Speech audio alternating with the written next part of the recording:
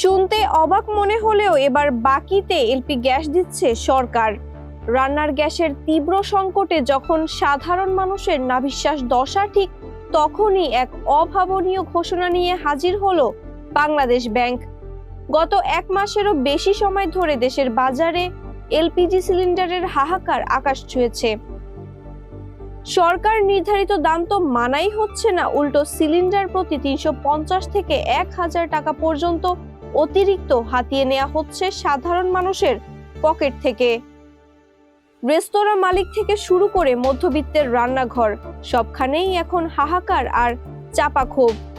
ঠিক এই মুহূর্তে বাজার পরিস্থিতি শান্ত করতে ও আমদানিকারকদের স্বস্তি দিতে কেন্দ্রীয় ব্যাংক সোমবার বিশেষ সার্কুলার জারি করেছে, যা দেশের জ্বালানি বাজারে মোড় ঘুরিয়ে দিতে পারে। এখন প্রশ্ন, এই বাকি সুবিধা আসলে কিভাবে কাজ করবে?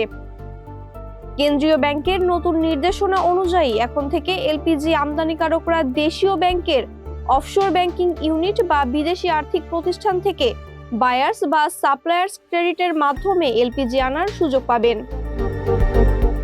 আমদানিকৃত এলপিজিকে শিল্পের কাঁচামাল হিসেবে গণ্য করার নির্দেশ দেয় ব্যবসায়ীরা বাকিতে আমদানির পর মূল্য পরিশোধের জন্য সর্বোচ্চ 270 দিন বা 9 মাস পর্যন্ত সময় পাবেন। আমদানিকারক ও সংশ্লিষ্ট বিশেষজ্ঞরা বলছেন, এলপিজি বাল্ক আকারে আমদানির পর তা সিলিন্ডারে ভরে বাজারজাত করতে বেশ সময় লাগে।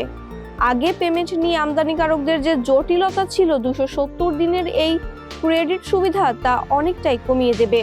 এতে বাজারে সরবরাহ বাড়বে ও এলপিজির দাম সাধারণ মানুষের নাগালে আসবে বলে আশা করা হচ্ছে। মাহবুবা ইসলাম, মানবকণ্ঠ।